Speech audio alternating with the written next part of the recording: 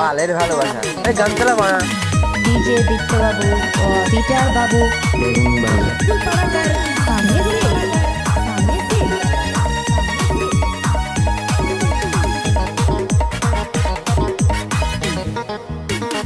जिसने कहा ना I love you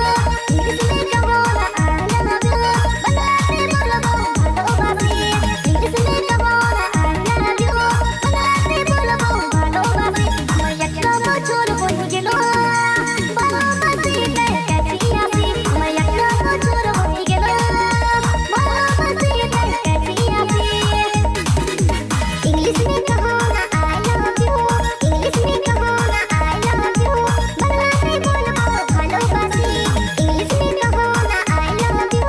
বাংলাতে বলবো ভালোবাসি আমার 18 বছর হয়ে গেল তোকে আমি ভালোবাসি আমার 18 বছর হয়ে গেল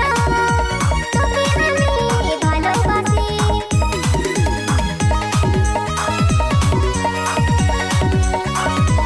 2021 में और ना पर फिल्म खोला नया गाना लेके आओ